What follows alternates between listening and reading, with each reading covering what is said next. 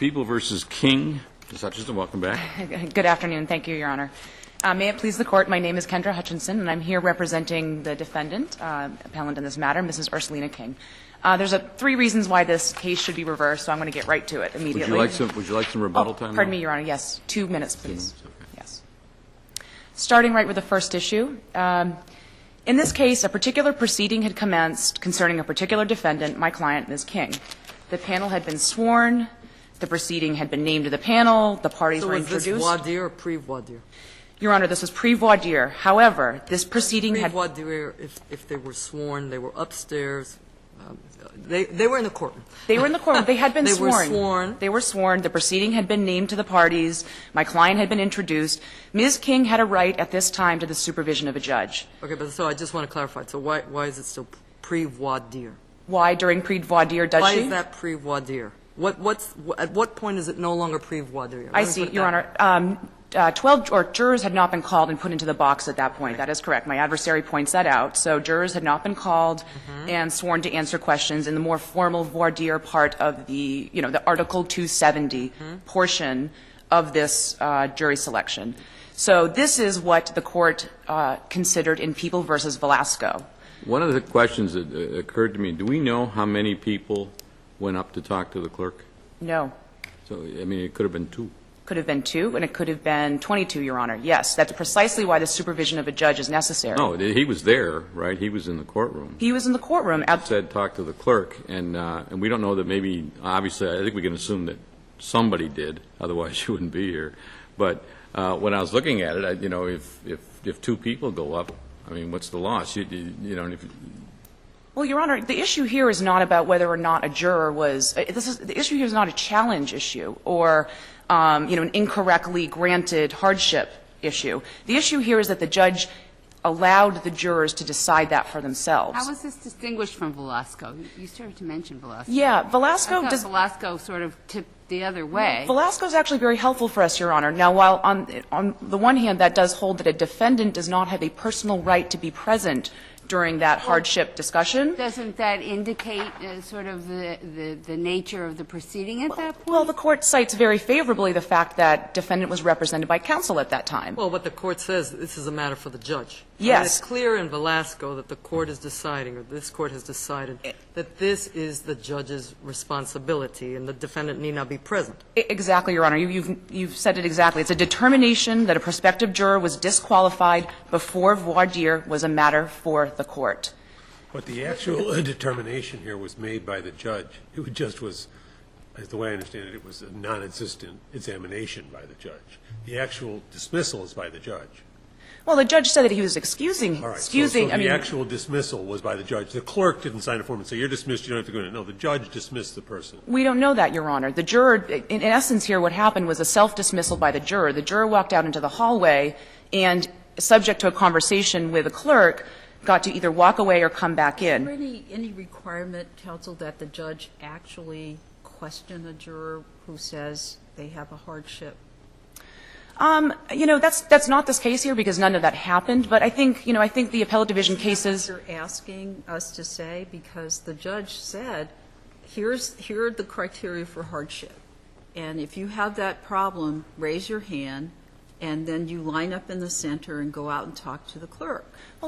Well, Your Honor, here the criteria for hardship was not exactly what the criteria for hardship would be. The amount of time may be a hardship because of family obligations or business commitments. I'm not talking about a hardship to your boss. I'm talking about a hardship to yourself.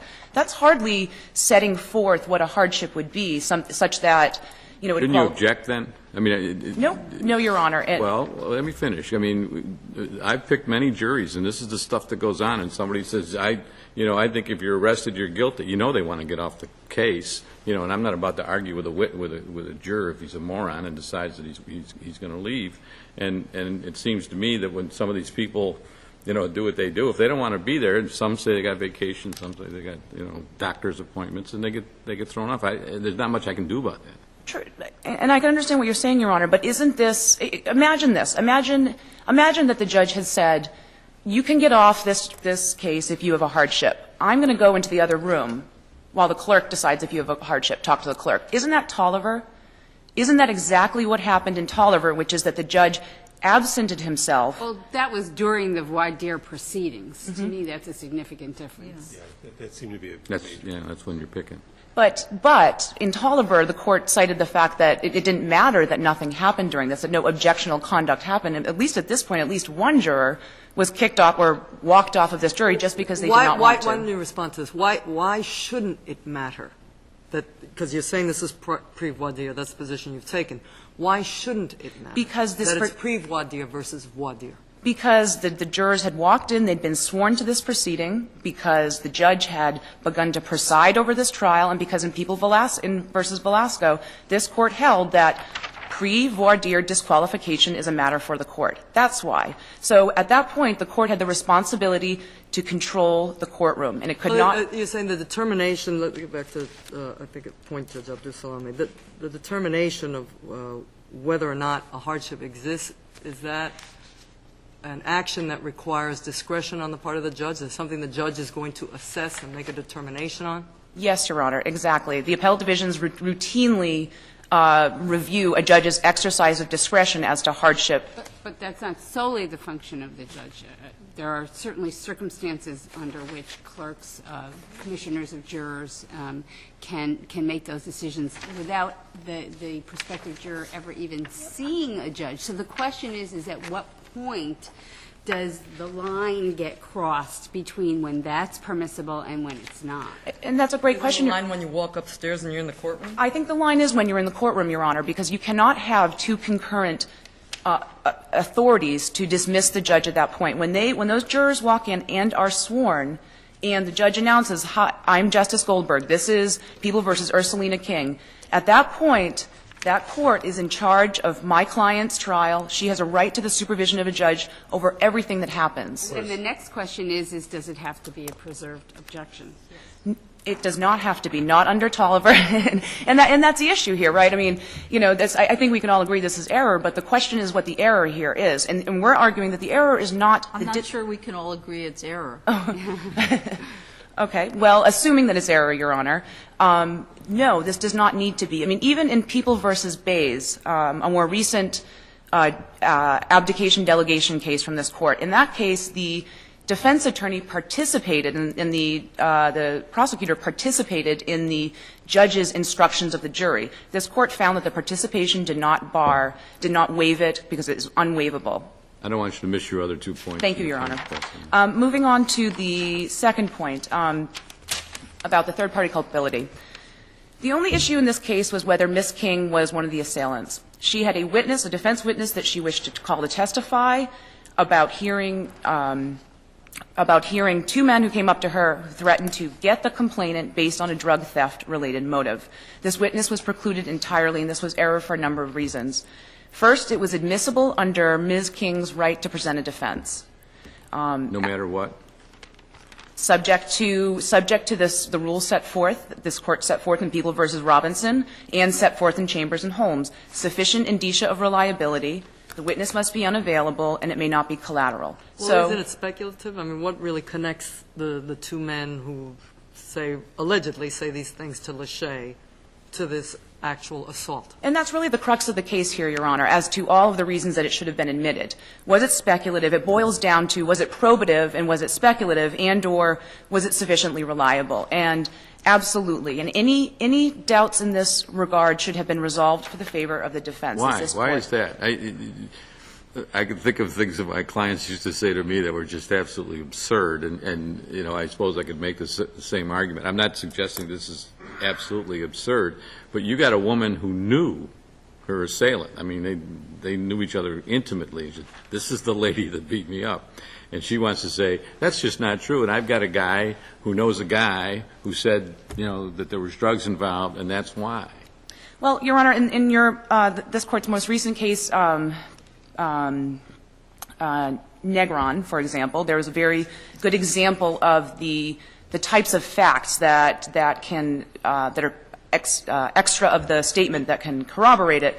There in People v. Negron, the person bore the resemblance to the perpetrator, lived in the same building, was arrested in close proximity, and Here are a couple of things going on. One is these two men seem to say that they know Rodriguez, and yet she doesn't claim to recognize any of these other people other than the defendant. That's number one.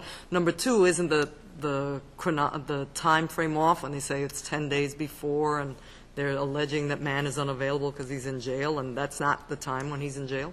Doesn't that go to the reliability? Counsel made two proffers of proof as to this witness, Your Honor. In the first one, he said about 10 days. The second one, he just said days, around the time of. And, I mean, to the extent that, you know, if he was mistaking or misspeaking about the days, this should have been resolved in the favor of the jury. Now, this should have gone before the jury, and it would have been easily discounted if this were a problem. I mean, it's like putting on an alibi that doesn't work. So when the people claim prejudice about this, about how they wouldn't have been able to discount it, that rings rather hollow, because if they're, you know, if this 10-day thing were so fatal, then it wouldn't have been. Your red light went on. Can you just quickly talk about the summation? Absolutely. And the ineffective assistance? I just wanted to, before you get to that, can we talk about third-party culpability? I just don't want to leave it for a second because it's the issue of the day. It seems that Primo and Schultz are two cases that offer a continuum in our analysis of that issue. And if we take Primo at the floor, it's hard, that's where there's a ballistics report that comes in to create. How does this even come close to that? Well, I think Negron is a closer case, right? In that case, and it's a recent case out of this court, and the court said that it would have been permissible, right? And that it would have been permissible. Here, we have a specific drug theft-related motive, and we know that Tony Mann, the central figure in this case, had a federal narcotics conviction, had been for a drug dealer. But the drug theft-related motive didn't have anything to do with the victim, did it?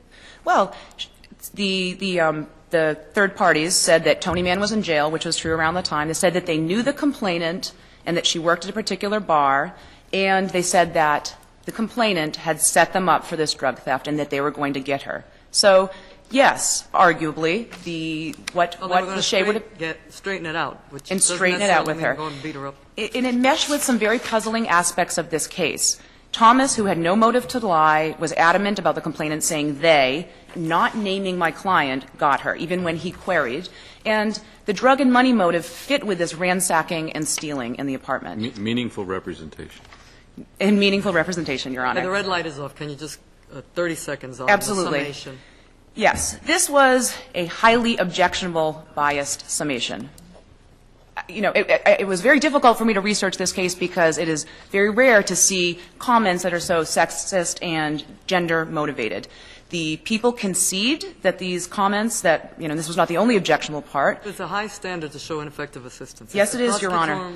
Misconduct is a different story right now. Yes. Well, Wright, People v. Wright decided earlier this summer, which Your Honor wrote, I think is very, very instructive. You cited favorably that it was defense counsel's serial failure. That is exactly what we have here. We have two objections, numerous improprieties. But in People v. Wright, as I recall, the misstatement went directly to, I mean, it was contrary to the proof that was given and went directly to a core issue.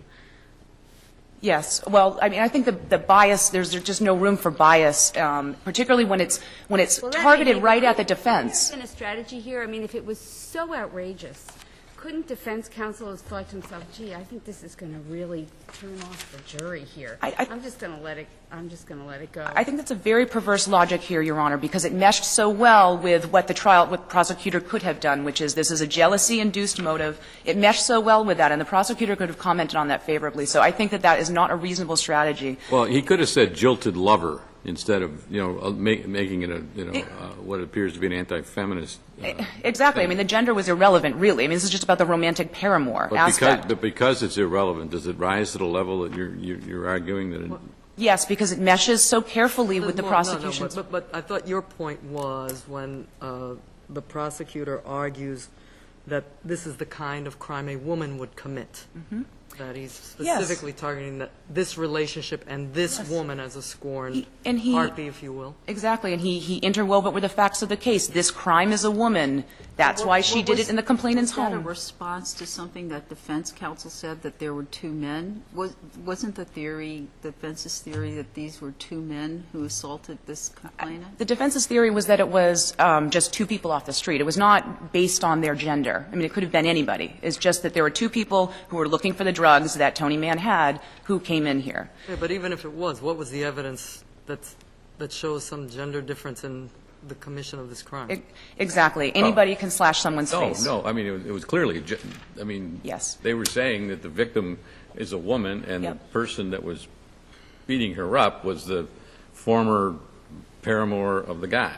Right, but I mean, that doesn't The way I understand invite- it is what they're saying is only a woman could commit this kind of crime, and Yes. that's what's objectionable. Right. Yes. The question is, clearly it is, it's a boorish behavior and objectionable, but leaving that aside, does it rise to the level of ineffectiveness Yes. not to object? It does. We understand that. Serial failure in this instance, Your Honor, is a clear-cut error, not one failure, and counsel allowed an avalanche of improprieties. Yes, it was. There was no reason for this. Thank you, Ms. Hutchins. Thank you. Mr. Newbarton, welcome. May it please the Court. Thank you, Your Honor. May it please the Court, as Judge said, my name is Solomon Newport. I represent the people. With relation to the jury selection issue, that this was pre-voir dire is pertinent for two different reasons. First of all, under 270-15, formal jury selection begins and the judge takes sole charge with relation to discharging of jurors at that point. Are Prior you saying to this that, was okay?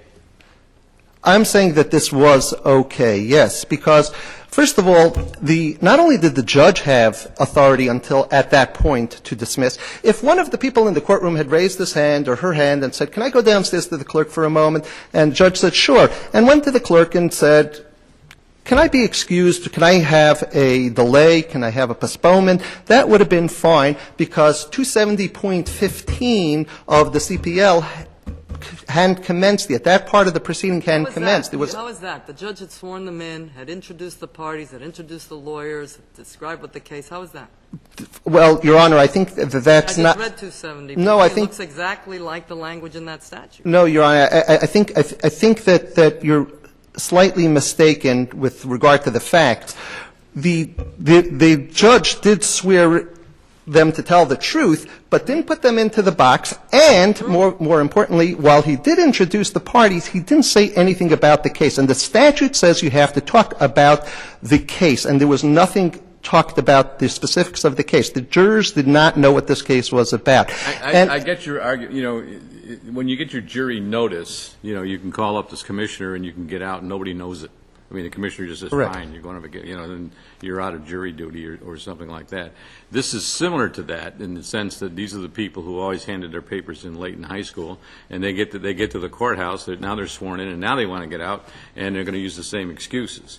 But if you're the defense counsel and you see all the young people leaving, for example, or you see a particular juror or two that you think is going to fit your profile, you might want to have the judge challenge them a little bit more, because nobody, you know, they call it jury duty, but and people treat it that way.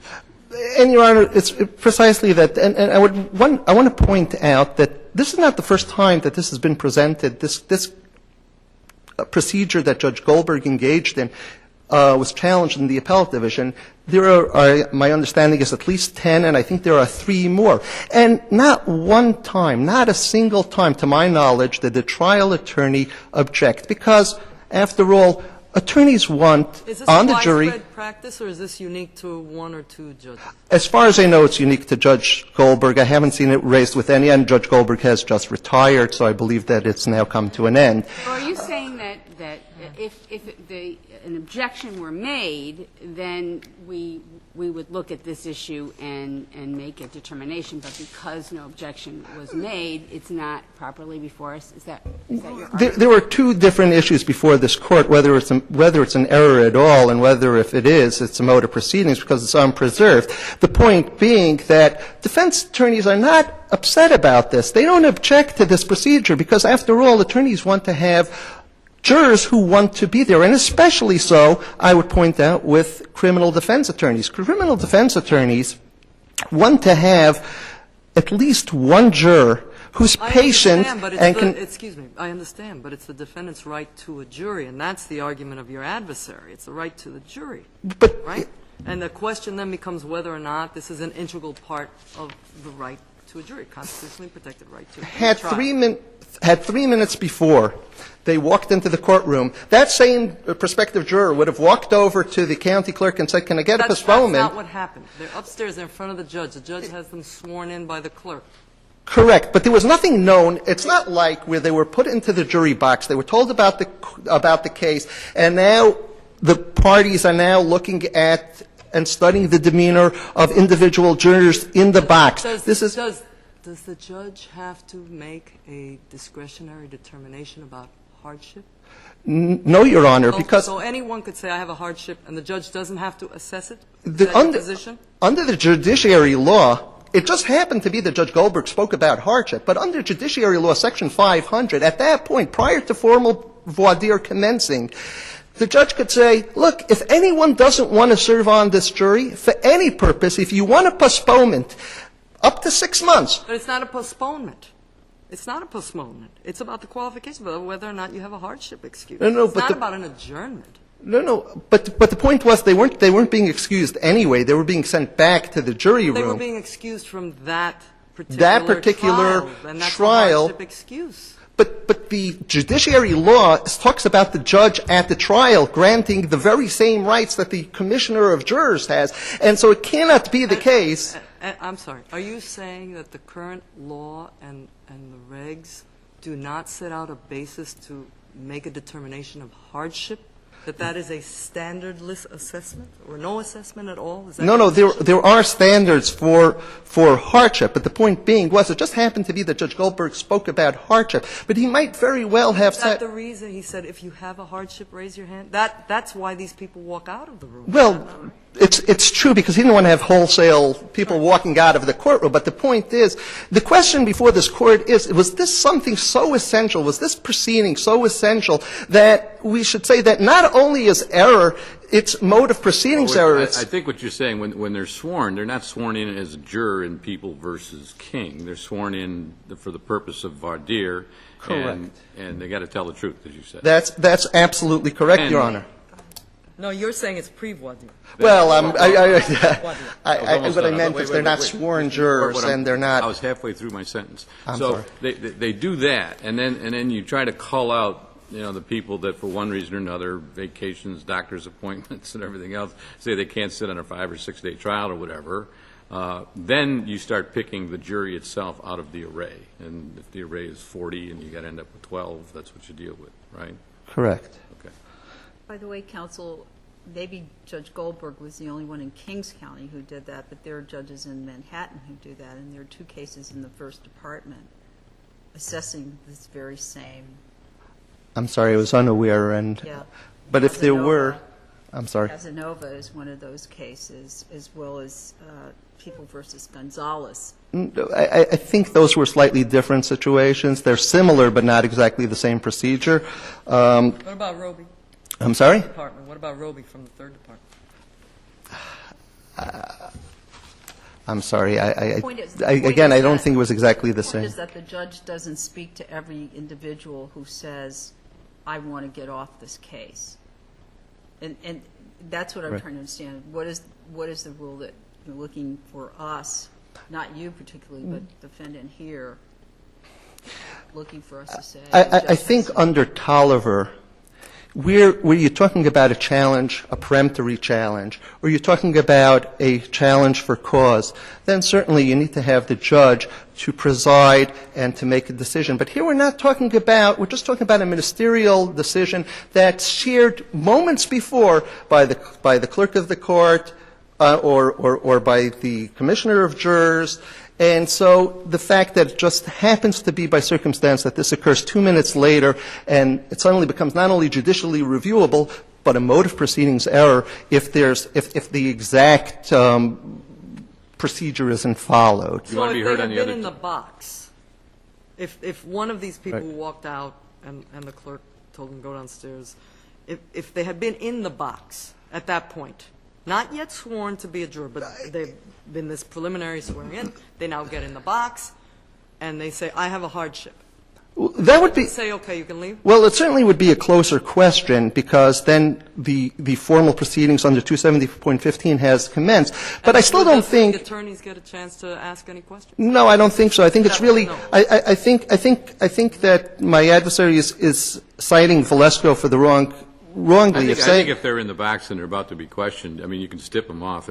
Sometimes you get in trouble because you're stipulating too many people off. But I would think by that point, the lawyers ought to be heard, because you're looking at the array, of what you've got to deal with.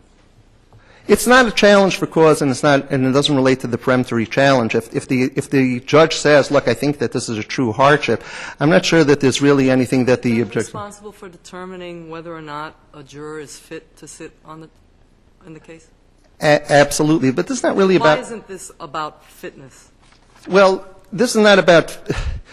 Sure, in a very broad sense, it is about fitness, but we're not talking about sworn jurors. Fitness is when you're talking about a sworn juror, and that's when you're talking about, or you're talking about by peremptory challenges for cause. We're not talking about Did that. the judge have told all women to walk out and go back downstairs? If the judge Before putting anybody in the box? under 270.10, that would be objectionable, and the defense attorney would have to object. And in fact, the statute provides that if you don't like the way the general pool is being selected. Does that apply to the group that came up or the group that gets culled by the judge? No, the group that's, in fact, the community at large. In fact, if you say that the voter pool is being selected from Right. too narrow a pool, you can put in writing and object. But anytime you don't do that, the statute expressly provides that if you don't do that, it's waived. And so here, if to the sense it's similar. So if the judge had told all the women to leave and no counsel had objected, Ms. King's appellate counsel now has no claim? Well, that's a very different claim, because there you're talking about you're starting to get into bias and gender discrimination. Here we're just talking about undifferentiated people's. Did you want to be heard on the other? I don't mean to not interrupt a you, but protected Did you want class. to be heard on the other two issues that? Ms. Yes, I do, Your Honor. If I can. Your time is getting close. With respect to the third-party culpability, very simply, this was hearsay, and it didn't qualify under any exception to the hearsay rule. It didn't qualify as a statement against penal interest for several different reasons. First of all, in order to qualify as a statement against penal interest, it actually has to be against your penal interest. These were ostensibly two unidentified men saying something to two civilians about some amorphous possession of some unnamed drug in some unnamed location at some unnamed time, and then about some. Well, wait. Lachey was the one who was going to testify, right? Right. Lachey was going to So the testify. question then is his hearsay against his penal interest, right? It has to. No, not Lachey's penal interest. Lachey was going to testify as to the statements against penal interest that the two unidentified men made to her. Oh, okay. So Lachey says that these two people who I don't know and couldn't identify and couldn't tell the police who they are, I have no idea who they are, said that they had at some point had something that would not be prosecutable. So they didn't say anything, these two men, even according to Lachey, that was against their penal interest. Not only that, in order to be a statement against the penal interest, even if somehow you can craft some crime that they did possibly confess to, that they have to know, they have to be aware, they have to believe that it's against their penal interest. What would have removed this from, because, right, the judge says this is just too speculative. What would have made this not speculative? Well, if they had said. What would the proffer have to have been to allow this to come in? Suppose they had said, Rodriguez, we're going there right now. We're going to go to her apartment, and we're going to bash her head in, and we're going to stab her. And within an hour, Case they're. law require that level of detail? No, it doesn't. Let's see. It has nothing. You have to have, in order a statement against penal interest, you also have to have something outside of the statement that connects the two and gives you some confidence that these statements are reliable. So There on was the nothing continuum connecting them. that Judge Fahey referred to, where is this on that continuum and why? This was 10 days earlier. They didn't say what they were going to do, when they were going to do it, where they were going to do it, or what they even meant when they said we're going to get her and straighten this out. Is there anything independent of what Lachey says they said that would connect them? There is absolutely nothing. In fact, the only witness to the crime, the only evidence about what happened in this crime is, again, the victim who says, it wasn't them. It was the defendant. It's not a question of mistaken identity. I absolutely certainly know. I'm sorry? Did she ever identify the male with the mask?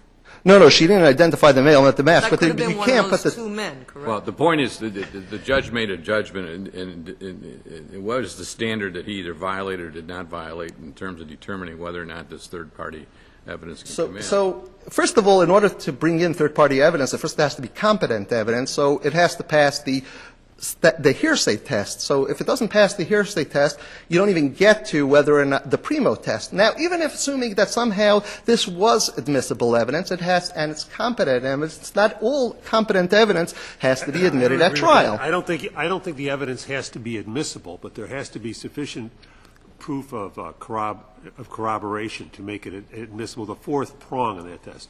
But I don't think it has to be admissible. The court could find that it comes in and then make a determination as to admissibility later. So that's not exactly, I disagree with that. I'm sorry, Your Honor. That is correct that the judge could make a determination, but here it was hearsay that wasn't particularly reliable on any other ground. I agree with you about that in this particular instance, but I didn't want to let that pass. I'm sorry, Your Honor. Why don't you move on? But under primo, just if I could speak for 2 minutes about the primo, it has to be, you take the competent evidence, you weigh it against the probative, the risk of the prejudice to the people, the risk of delay, and the confusion that it would cause. And in this case, it would cause all three. It would be prejudicial to the people for two different reasons. First, be prejudicial because these two people were not identified. There was no way for the people to investigate this. And more importantly, this is not like under Chambers versus Mississippi or under, as this court just had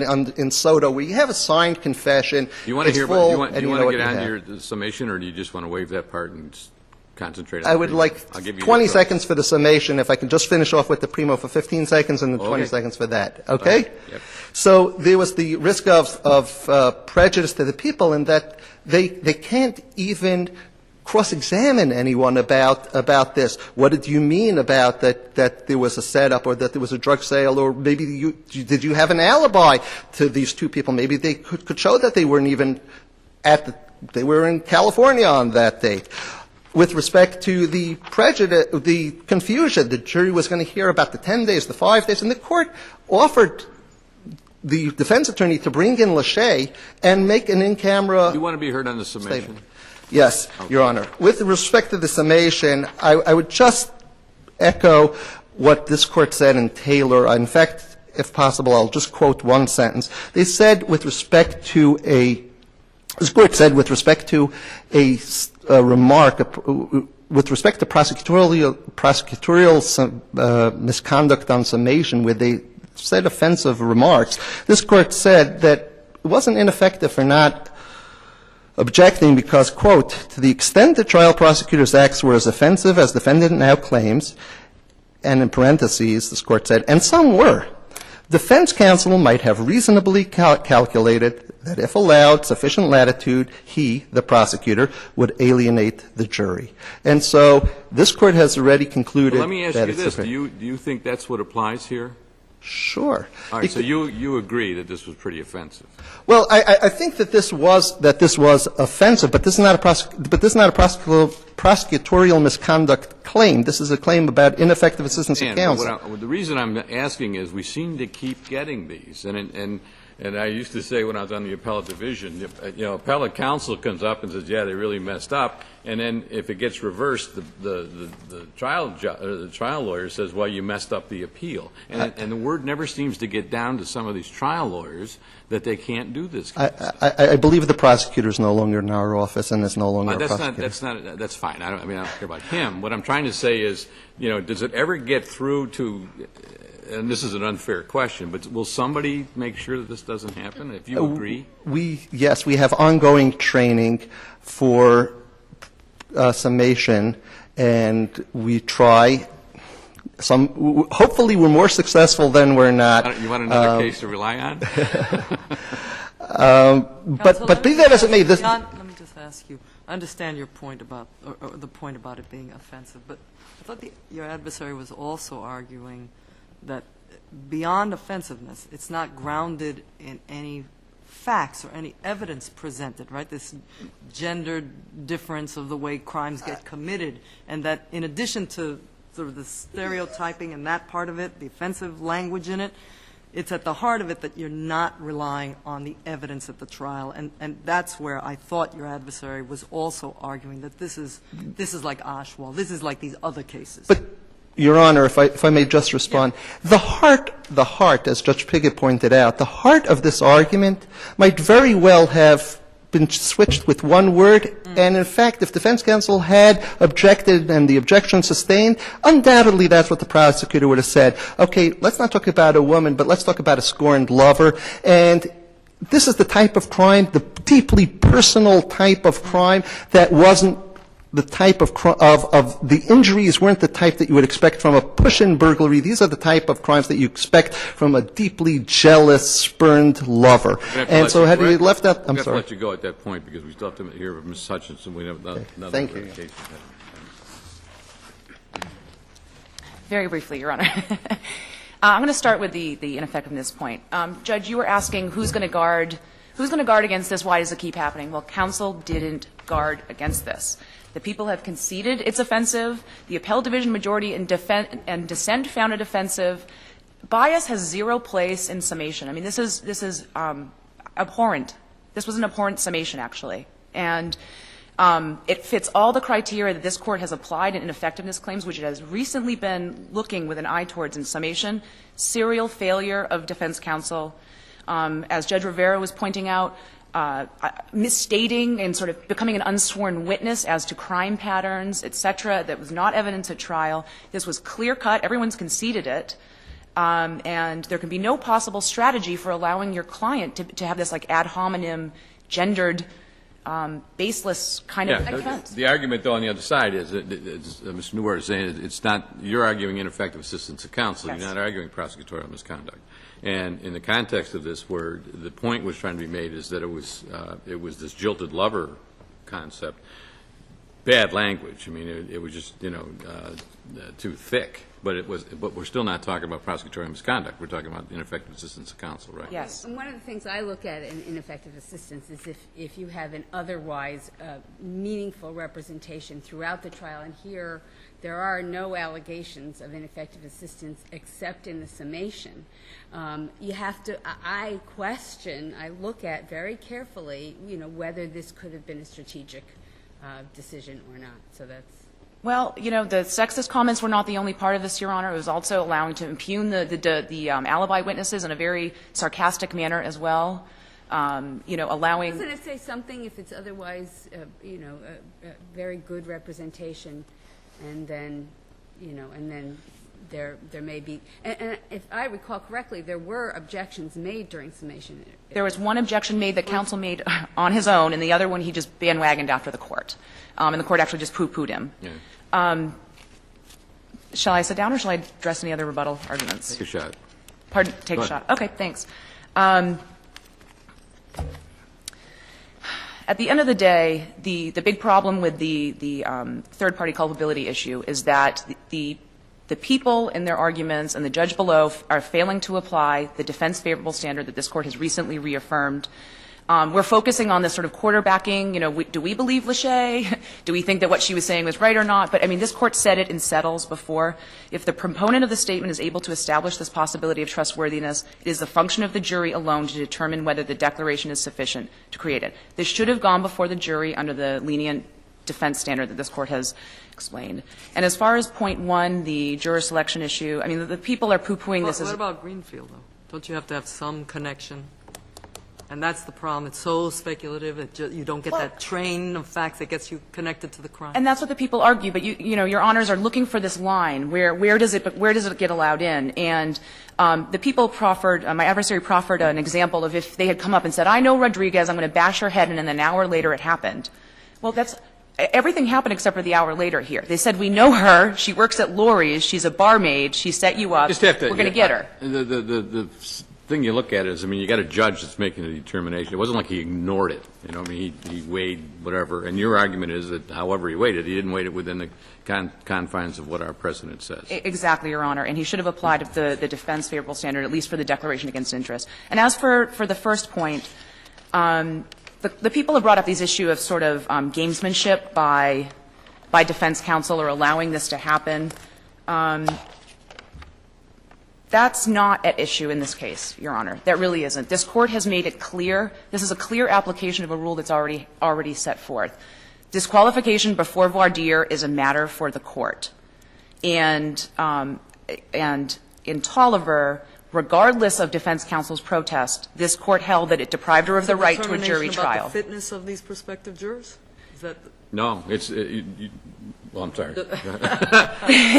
It's people that don't want to sit for any number. Yeah, They may be otherwise qualified. You're not. This is a bad policy to follow. But you're not saying that he's letting unqualified jurors get away without trying to requalify them. You're saying they're probably qualified and they're just either lazy or they don't want to, or they're afraid, or they have, you know, and that there ought to be some inquiry of that before they just get off. In People v. Michael, this Court recognized how nobody likes to sit in jurors, but it's a responsibility, and we cannot allow a juror to just say, you know what, I think I have a hardship, I'm not going to sit on this trial.